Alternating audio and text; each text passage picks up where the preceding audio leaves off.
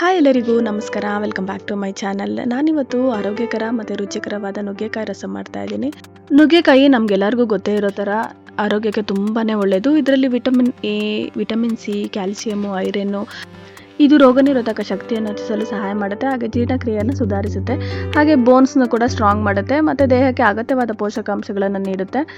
ನಾವು ದಿನನಿತ್ಯ ತಿನ್ನುವ ಆಹಾರದಲ್ಲಿ ನುಗ್ಗೆಕಾಯಿ ಮತ್ತು ನುಗ್ಗೆಕಾಯಿ ಸೊಪ್ಪನ್ನ ಹಾಕ್ಕೊಂಡು ತಿಂತಾ ಇದ್ರೆ ನಮ್ಮ ಆರೋಗ್ಯ ಕೂಡ ತುಂಬಾ ಚೆನ್ನಾಗಿರುತ್ತೆ. ಇದರ ರುಚಿ ಕೂಡ ತುಂಬಾ ಚೆನ್ನಾಗಿದೆ. ಈ ಥರ ರಸಂನ ಮಾಡ್ಕೊಂಡು ತಿಂದರೆ ಮತ್ತೆ ಮತ್ತೆ ತಿನ್ನಬೇಕು ಅಂತ ಅನಿಸುತ್ತೆ. ಆ ಥರ ಇರುತ್ತೆ. ಇದನ್ನು ಮಾಡೋದಕ್ಕೆ ನಾನು ಇಲ್ಲಿ 2 ನುಗ್ಗೆಕಾಯಿನ ತೊಗೊಂಡಿದ್ದೀನಿ. 2 ನುಗ್ಗೆಕಾಯಿನ ಈ ಥರ ಸಣ್ಣ ಸಣ್ಣದಾಗಿ ಪೀಸಸ್ ಆಗಿ ಕಟ್ ಮಾಡ್ಕೊಳ್ತಾ ಇದ್ದೀನಿ.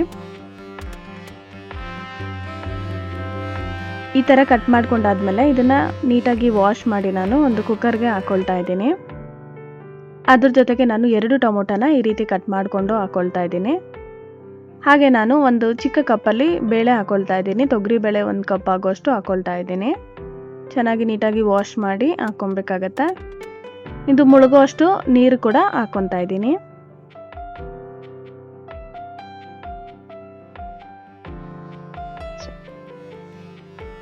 ಇದಿಷ್ಟು ಹಾಕೊಂಡಾದ್ಮೇಲೆ ಇದಕ್ಕೆ ನಾನು ಸ್ವಲ್ಪ ಉಪ್ಪು ಹಾಕ್ಕೊಳ್ತಾ ಇದ್ದೀನಿ. ಹಾಗೆ ಸ್ವಲ್ಪ ಅರಿಶಿನ ಹಾಕ್ಕೊಳ್ತಾ ಇದ್ದೀನಿ.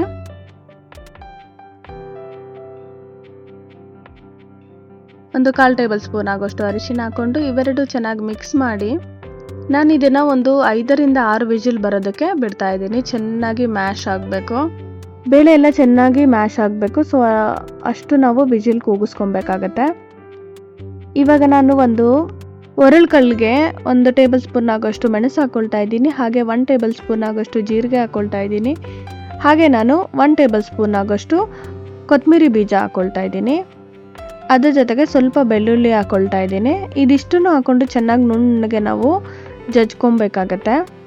ಬೇಕಾದರೆ ನಾವು ಮಿಕ್ಸಿ ಜಾರಲ್ಲಿ ಹಾಕ್ಬಿಟ್ಟು ಚೆನ್ನಾಗಿ ನುಣ್ಣಗೆ ರುಬ್ಕೊಂಡ್ರೂ ಆಗುತ್ತೆ. ಈ ಥರ ನುಣ್ಣಗೆ ರುಬ್ಕೊಬೇಕಾಗತ್ತೆ. ಅದಾದಮೇಲೆ ಇವಾಗ ನೋಡಿ ನನಗೆ ಒಂದು 6 ವಿಜಿಲ್ ಬಂದು ಚೆನ್ನಾಗಿ ನುಣ್ಣಗೆ ಬೇಳೆ ಮತ್ತು ನುಗ್ಗೆಕಾಯಿ ಎಲ್ಲ ಚೆನ್ನಾಗಿ ನುಣ್ಣಗೆ ಬೆಂದಿದೆ. ಸೊ ಇವಾಗ ನೋಡಿ ಒಂದು ನಾನು ಮ್ಯಾಶರ್ ತೊಗೊಂಡು ಚೆನ್ನಾಗಿ ಮ್ಯಾಶ್ ಮಾಡ್ತಾ ಇದ್ದೀನಿ.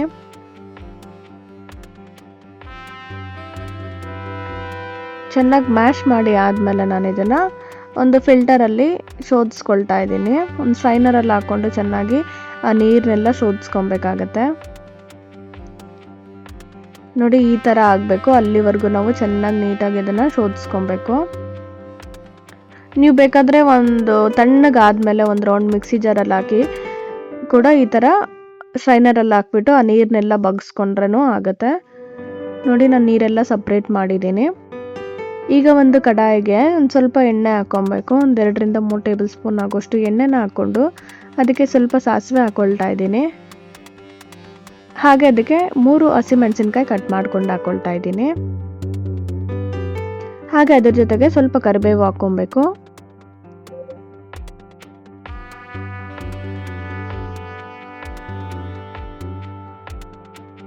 ಇದಿಷ್ಟು ಹಾಕೊಂಡಾದ್ಮೇಲೆ ನಾವು ಜಜ್ಕೊಂಡಿರೋಂಥ ಪೌಡ್ರನ್ನ ಹಾಕ್ಕೊಬೇಕು.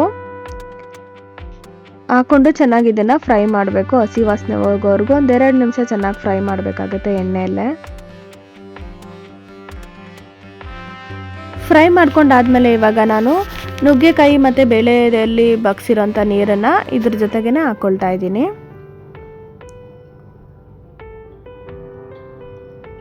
ಹಾಕ್ಕೊಂಡು ಚೆನ್ನಾಗಿ ಮಿಕ್ಸ್ ಮಾಡಿ ಇದಕ್ಕೆ ಸ್ವಲ್ಪ ಸಾಲ್ಟ್ ಕೂಡ ಹಾಕ್ಕೊಳ್ತಾ ಇದ್ದೀನಿ. ಹಾಕೊಂಡಾದ್ಮೇಲೆ ಇದು ಬಾಯ್ಲ್ ಆಗೋ ಟೈಮಲ್ಲಿ ಸ್ವಲ್ಪ ಹುಣಸೆಹಣ್ಣಿನ ರಸ ಕೂಡ ಹಾಕ್ಕೊಳ್ತಾ ಇದ್ದೀನಿ. ನಿಂಬೆಹಣ್ಣಿನ ಗಾತ್ರದಷ್ಟು ಹುಣಸೆಹಣ್ಣನ್ನು ತಗೊಂಡು ಅದರ ರಸನ ಕೂಡ ಹಾಕ್ಕೊಬೇಕು. ಅದು ಹಾಕ್ಕೊಂಡಾದ್ಮೇಲೆ ಕೊನೆಯಲ್ಲಿ ನಾವು ಕೊತ್ತಂಬರಿ ಸೊಪ್ಪು ಹಾಕ್ಕೊಂಡು ಚೆನ್ನಾಗಿ ಒಂದು 2 ನಿಮಿಷ ಬಾಯ್ಲ್ ಆಗೋಕ್ಕೆ ಬಿಟ್ಟರೆ ನಮಗೆ ತುಂಬಾ ರುಚಿಯಾಗಿ ನುಗ್ಗೆಕಾಯಿ ರಸಂ ರೆಡಿ ಆಗುತ್ತೆ. ಈ ಮದುವೆ ಮನೆಗಳಲ್ಲೆಲ್ಲ ತಿಂತೀವಲ್ಲ ರಸಂ, ಅದೇ ರುಚಿಯಲ್ಲೇ ತುಂಬಾ ಟೇಸ್ಟಿಯಾಗಿರುತ್ತೆ. ನೋಡಿ ನಮಗೆ ಇಮ್ಯುನಿಟಿ ಬೂಸ್ಟ್ ಮಾಡುವಂತಹ ರಸಂ ರೆಡಿ ಆಯಿತು. ನೀವು ಬೇಕಂದರೆ ಬೇಳೆನ ಸ್ಕಿಪ್ ಮಾಡಿಬಿಟ್ಟು ಇದೇ ವಿಧಾನದಲ್ಲಿ ಪ್ರಿಪೇರ್ ಮಾಡಿಕೊಂಡು ನಾವು ಸೂಪ್ ಥರ ಕೂಡ ಕುಡಿಬೋದು. ಈ ನುಗ್ಗೆಕಾಯಿ ರಸಂ ನಿಮಗೆಲ್ಲ ಇಷ್ಟ ಆಗಿದೆ ಅಂತ ಅಂದ್ಕೊಳ್ತೀನಿ. ಹೇಗಿದೆ ಅಂತ ನನಗೆ ಕಮೆಂಟಲ್ಲಿ ತಿಳಿಸೋದನ್ನು ಮರಿಬೇಡಿ. ಇದೇ ಥರ ಮತ್ತಷ್ಟು ರೆಸಿಪೀಸ್ಗೋಸ್ಕರ ನನ್ನ ಚಾನಲ್ನ ಸಬ್ಸ್ಕ್ರೈಬ್ ಮಾಡೋದನ್ನು ಮರಿಬೇಡಿ. ಹಾಗೆ ಆದಷ್ಟು ಈ ರೆಸಿಪಿನ ನಿಮ್ಮ ಫ್ಯಾಮಿಲಿ ಮತ್ತು ಫ್ರೆಂಡ್ಸ್ಗೂ ಶೇರ್ ಮಾಡಿ. Thanks for watching.